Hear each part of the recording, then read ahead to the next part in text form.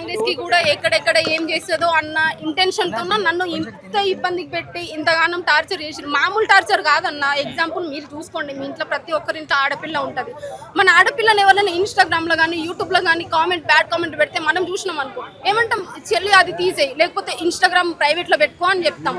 సరే, నేను స్టార్టింగ్ నుంచి ఇన్స్టా కానీ యూట్యూబ్ కానీ పబ్లిక్ లోనే ఉంది. ఎందుకంటే నేను అప్ప నుంచేనే చూడండి, ఏదైనా ఇష్యూ జరిగిన బస్సులు, మా ఊరికి బస్సు లేదని చెప్పేసి, నేనైతే ఇప్పుడు కొత్తగా మాట్లాడట్లేదు కదా. బీఆర్ఎస్ గవర్నమెంట్ ఉన్నప్పటి నుంచి ఊరికి బస్సు లేదని చెప్పి అది వీడియో చేసిన, జాబ్స్ లేవని వీడియో చేసిన, రోడ్లు చాలా వీడియో చేసిన.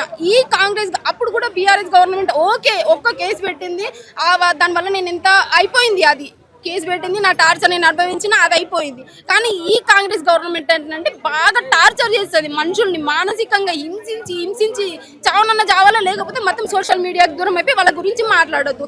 ఒక్క వీడియో ఏదన్నా మాట్లాడాలి అని మనసుకి ఇట్లా అనిపిస్తుంది అన్న, ఊకుండా బుద్ధి కాదు నాకు. నేను ఏదైనా సరే అంత రఫ్గా మాట్లాడే రకం. నేను ఊర్లో ఏదన్నా అన్యాయం అయితే కూడా ఏంది అని ఎదురించే రకాన్ని ఒక ఇట్లా పడేసిరు మొత్తానికి నన్ను. ఒకటే చెప్తున్నా, అవును ఇప్పుడు వచ్చింది కదా, వచ్చింది ఇంకా ఏడు ఎందుకు ఇస్తాడు, ఎన్ని వచ్చినాయి ఎన్ని రాలేవు, ఎన్ని వచ్చినాయి. అదేది వైద్య శాఖలో 5,000 చిల్లర వేసిండు, రేణిగు అది ఇంకో 400 చిల్లర వేసిండు. ఏం వేసిండు జాబ్లు, గత ప్రభుత్వం వేసిన జాబ్స్ అన్ని నా అకౌంట్లో వేసుకొని ఇన్ని వేసినా, లేకపోతే నా తలకాయ తీసుకొని పక్కకు పెట్టుకుంటా. ఇంకా 10 సంవత్సరాలు వేలాలని ఉంది. ఎందుకంటే మంచి ఏసీ కార్లు ఉన్నాయి, ఫామ్ హౌస్లు ఉన్నాయి, కొంచెం మంచిగా ఉండాలి కదా. ఎవరైనా బయట గట్టిగా మాట్లాడతా మీ దగ్గర, అది ఎవరో ఈడ ఒక ముసలామె మాట్లాడింది, పింఛన్ లేదు ఏం లేదని. ముసలాళ్ళ పైన కూడా కేసులు పెడతారా అన్న? పాపం వాళ్ళకి ఏం తెలుసు, ఏడ తిరుగుతారు. ఎంత చెత్త పరిపాలన అంటే కాంగ్రెస్ది, అంత చెత్త పరిపాలన. వేస్ట్ అన్న ఈ కాంగ్రెస్ గవర్నమెంట్. అనవసరంగా నిరుద్యోగులందరూ ఇల్లు పోయి పేరెంట్స్ని అడుక్కొని ఓట్లేపించి ఇంత చేసింది కదా. బాగా బుద్ధి చెప్పిండు మన రేవంత్ రెడ్డి సార్. బాగా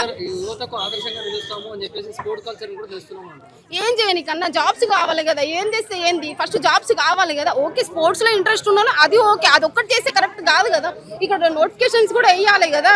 ఇప్పుడు ఫ్రీ బస్ పెట్టినాం, ఫ్రీ బస్ వల్ల చాలా మంది లాభం పొందుతారు. నువ్వు జాబ్స్ చేస్తే తల్లిదండ్రులకి కానీ పెన్నం పిల్లలకు కానీ ఈ గవర్నమెంట్ జాబ్లో వచ్చే జీతంతో బస్ ఛార్జీలు ఇయ్యలేనంత దిక్కుమాల పరిస్థితిలో ఉంటారా? ఫ్రీ బస్ పెట్టినాం.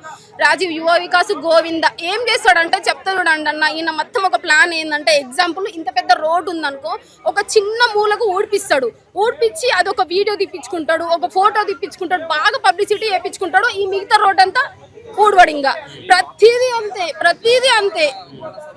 సరే,